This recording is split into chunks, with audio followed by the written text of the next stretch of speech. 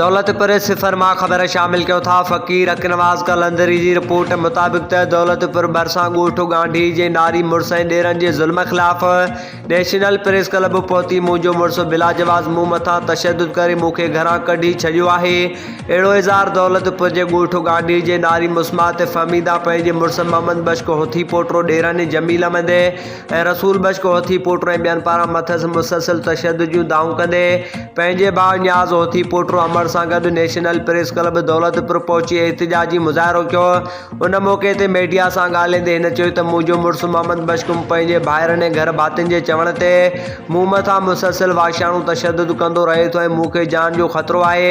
संदसि अमर चयो त मुंहिंजी न्याणी मथां एॾो ज़ुल्म छो था कनि जॾहिं मुंहिंजी न्याणी 5 ॿारनि जी माउ आहे। हिन वधीक चयो त असां इलाइक़े जे चङनि मुड़ुसनि बिरादरी जे मोज़िज़ माण्हुनि खे काफ़ी दफ़ा शिकायतूं कयूं, लेकिन को बि अमलो न थियो। राति देर सां मुंहिंजी 7 ॿारनि जी हामिला न्याणी मथां लठनि ऐं मुक्कनि ऐं सरोटनि सां तशद्दुद करे खेसि घरां कढी छॾियो आहे। उन जो कहिड़ो कसूर आहे?